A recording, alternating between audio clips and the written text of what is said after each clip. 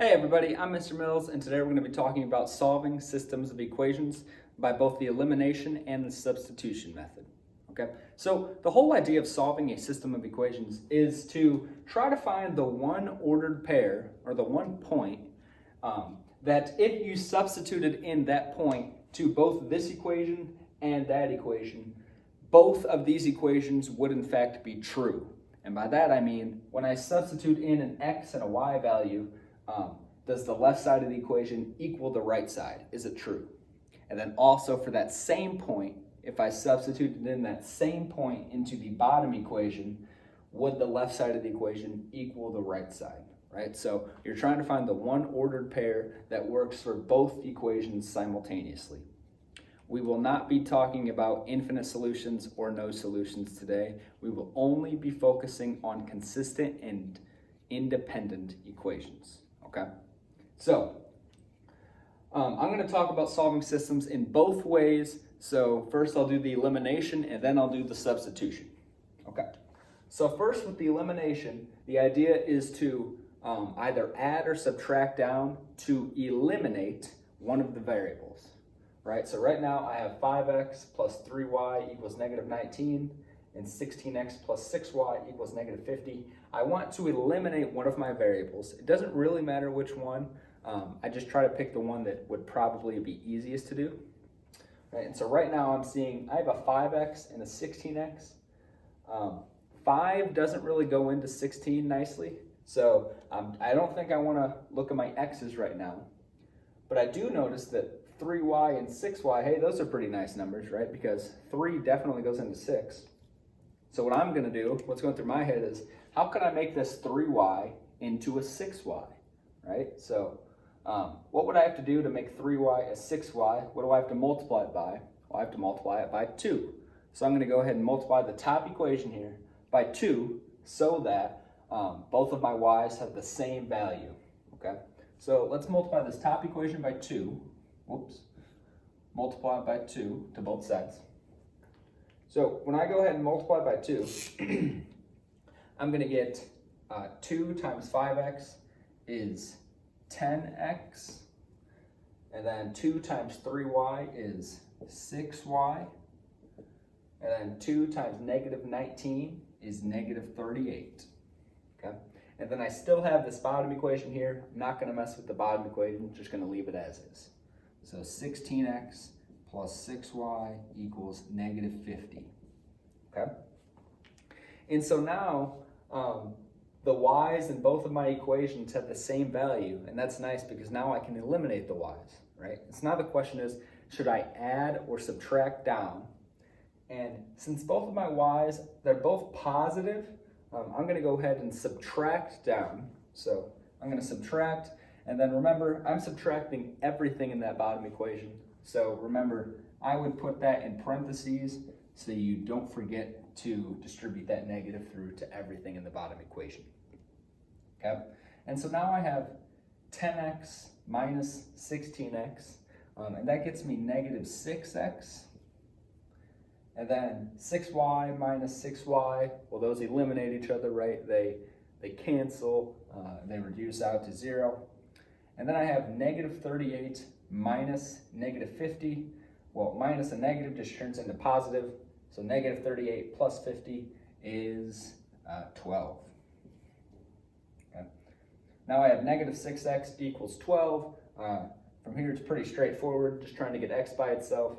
So let's divide both sides by negative 6. And I get x equals negative 2. Okay. And that is 1/2 of my answer right now. X equals negative 2. I'm not quite done. I still have to solve for y, right? Because our final answer needs to be an ordered pair, x comma y. So I know x is negative 2. How can I find y? Well, since x is negative 2, I think to make my life easier, I'm just going to take that negative 2 and I'm going to substitute it into the original problem, right? So since x is negative 2, let's go ahead and throw that guy in there. So I'm going to pick, it doesn't matter which equation I pick, let's just take the top one, might as well. So 5x plus 3y equals negative 19. So let's take -2 and sub it right in for x. So 5 times -2 plus 3y equals -19. Whoops. Okay, and then this is just like a regular old equation now, so I'll just try to get y by itself. So 5 times -2, -10, plus 3y equals -19. Let's add 10 to both sides, and I get 3y equals -9. Lastly, divide by 3, so finally I get y equals -3. Okay, and then again, that's just the other half of my answer. This is 100% correct, but like I said in the beginning of the video, the whole point of doing this is to try to find an ordered pair or a point that you could sub in, right? So I'm going to write these two values here as one point, x comma y. So my final answer then is -2 comma -3 as a point. Maybe put a smiley face next to it. Okay, so that's solving by the elimination method.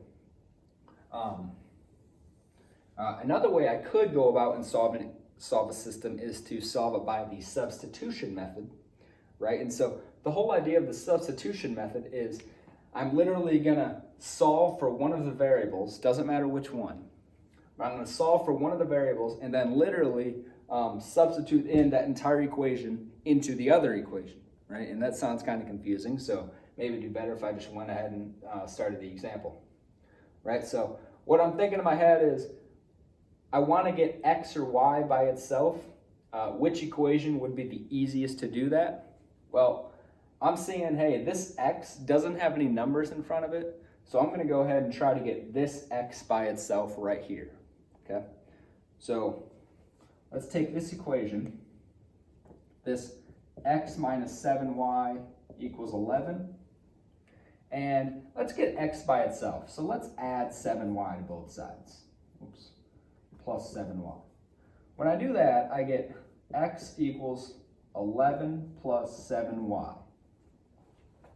Okay, so now I have this equation here completely by itself, the x by itself, excuse me. So now what I'm going to do is I'm going to take this 5x plus 4y equals -23. I'm going to take this equation, okay? And since x equals 11 plus 7y, I'm literally going to take that 11 plus 7y and substitute this guy in for my x right there, right? Because I know x equals 11 plus 7y, right? So I'm going to replace this x with 11 plus 7y. So that gets me 5 times, instead of having an x there, I'm going to replace that x with 11 plus 7y.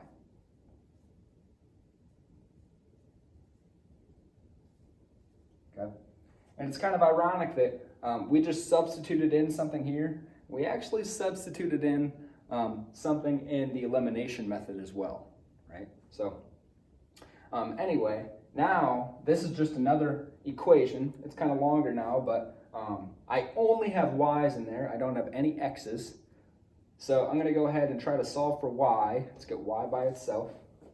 So distribute that 5 through. I get 55 plus 35y plus 4y equals -23.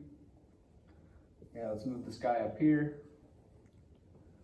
55 plus, when I add 35y and 4y together, I get 39y. So plus 39y, and that still equals -23. Okay. And so now, again, I'm just trying to get y by itself. So let's go ahead and move this 55 over to the other side, minus 55. So when I go ahead and subtract 55 to both sides, I get 39y, 39y equals -23 minus 55, I believe is -78. Okay, and then I need to divide both sides by 39. So when I divide, I get y equals that is -2. Okay. So now again, I have y as a value. That's only 1/2 of my answer. I still need to get an x, right? So I'm going to take that -2 and I'm going to sub it into one of the original equations. Doesn't matter which one. I'm gonna go ahead and pick the top one. To me, that just seems easier. So let's take that x minus 7y equals 11. Okay, and I'm just gonna sub in -2 in for my y. So x minus 7 times -2 equals 11. And then from here, it's just solving another equation, right? So -7 times -2 is +14. And then I'm almost done. Last step, let's subtract 14 to both sides. So I get x equals -3. Okay, so now I have both an x and a y. Again, I'm going to write my answer as a point in ordered pair, x comma y. So my final answer should be -3 comma -2. -3 comma -2. Okay, and so both ways are completely valid. It doesn't really matter which way you do, whatever way is easiest for you, and they should both work. Okay, thank you for watching. I'll see you next time.